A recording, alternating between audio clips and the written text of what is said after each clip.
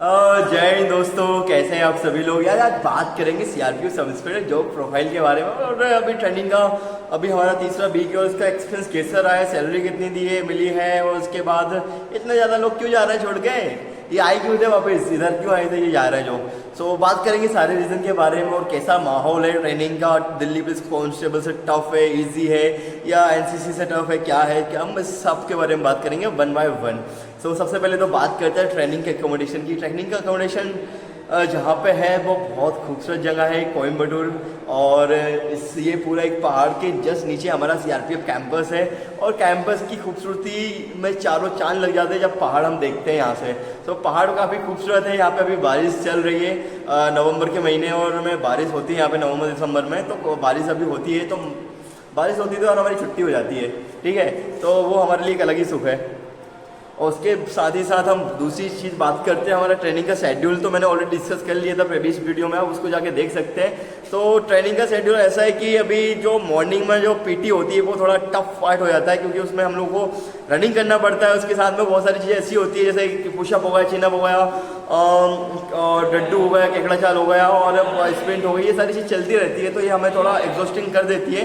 बाकी हाँ, इतना कोई ज़्यादा भी नहीं होता, 2-2.5 किलोमीटर की रनिंग होती है ऑन एवरेज डेली। और उसके बाद जैसे हम लोगों का ब्रेकफास्ट होता है, फिर हमारा पीटी परेड का पीरियड चालू हो जाता है, और बाकी सारा दिन चलता रहता है, क्लास चलती है, शाम का लंच, ब्रेकफास्ट, और ये सब में टाइम हो जाता है। बाकी रोल कॉल वगैरह होता है शाम को। तो ये सारी चीज़ें मैंने ऑलरेडी डिस्कस करी हुई है। बाकी हम सैलरी के बाद ऊपर बात करते हैं। सो यार सैलरी अभी स्टार्टिंग में 48,500 अभी सैलरी आई है स्टार्टिंग में। और उसमें कुछ ड्रेस का अलाउंसेस था, तो 58,500 कुछ हो गई थी।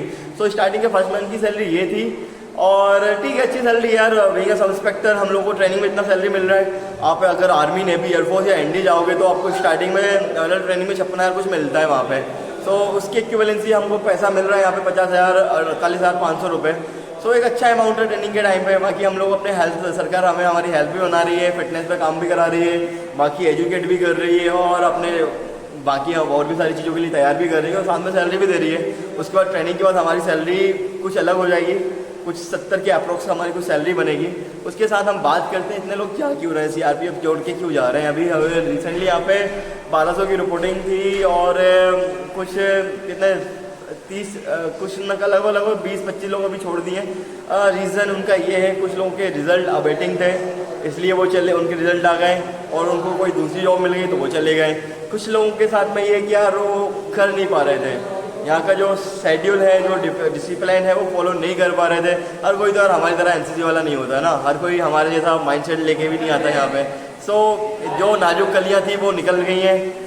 और उसके बाद जिसकी ऑलरेडी जॉब थी, जैसे कि मान लो कोई किसी को आईएएस बनना था और वो आईपीएस बन गया, अब उसको तो आईएएस ही बनना था, तो उसके माइंड में तो आईएएस ही रहेगा, क्योंकि उसने उसी के लिए सोचा, उसी के लिए करा।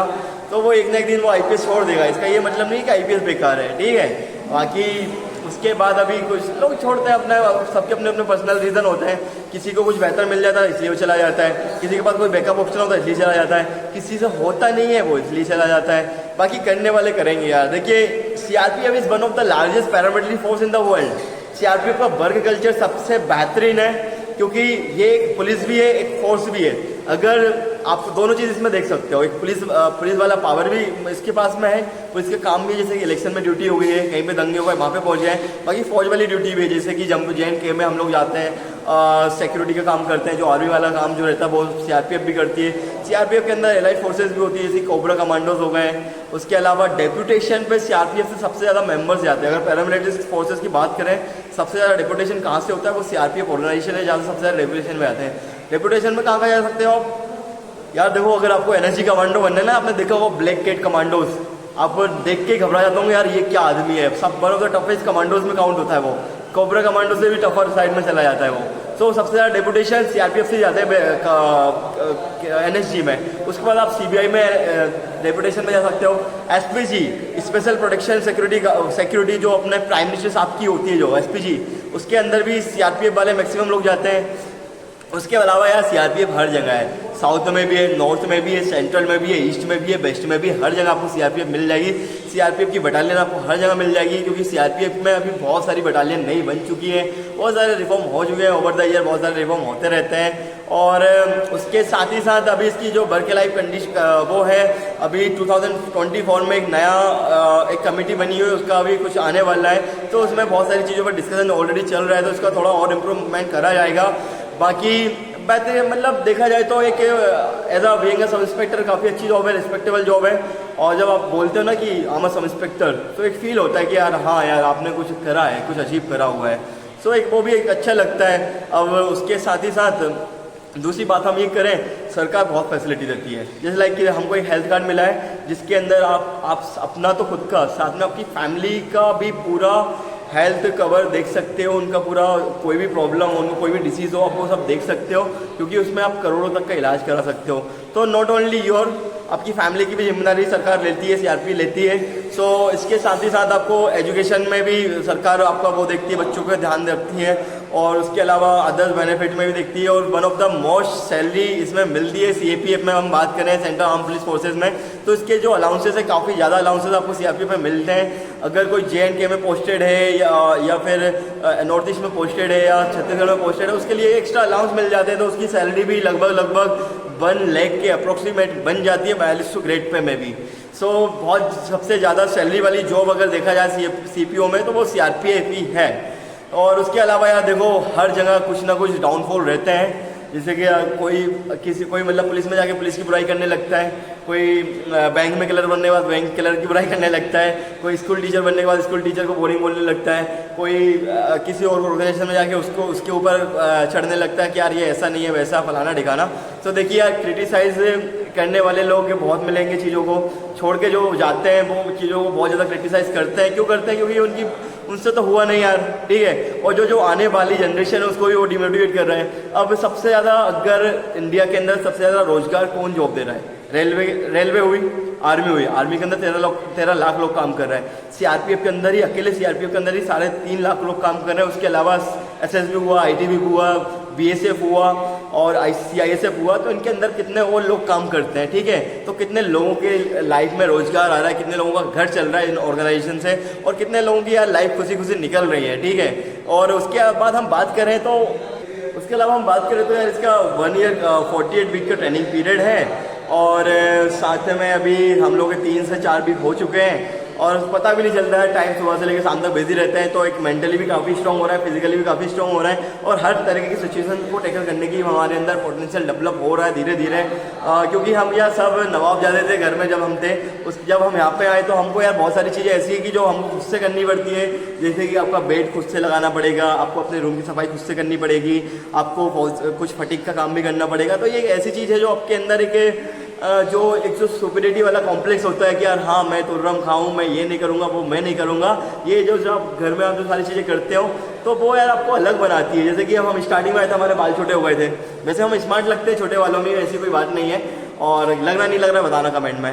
सो ये एक डिसिप्लिन का पार्ट है, क्योंकि अगर हम फौज के मेंबर हैं तो हमको सिविलियन से अलग दिखना चाहिए, और दिखना भी जरूरी है।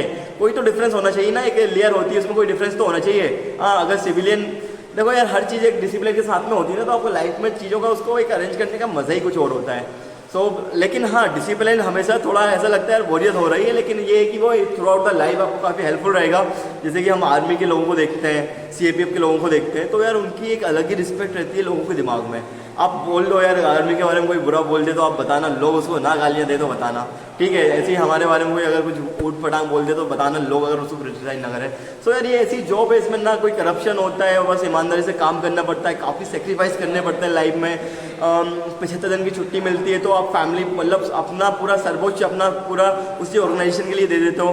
देखो यार, अदर जॉब में क्या होता है, सबसे पहले आप आते हैं, उसके बाद आपकी फैमिली आती है, उसके बाद जिस यूनिट के लिए आप काम करते हैं वो आते हैं, उसके बाद देश आता है। लेकिन जब हम एक यूनिफॉर्म सर्विस में काम करते हैं ना, जैसे, तो उसमें सबसे पहले हमारे लिए अपना देश होता है, उसके बाद हमारी ऑर्गेनाइजेशन होती है जिसके लिए हम काम कर रहे हैं, उसके बाद हमारी यूनिट होती है जिस यूनिट में हम डिप्लॉयड हैं, उसके बाद हमारी फैमिली होती है, और सबसे लास्ट में हम होते हैं। सो हम अपने आप को सबसे नीचे लगते हैं, उसके ऊपर हमारे ऊपर बहुत सारी चीज़ें होती है, और इसीलिए कहीं ना कहीं हमारी पूरी लाइफ सेक्रीफाइस कर जाते हैं ऑर्गेनाइजेशन के लिए।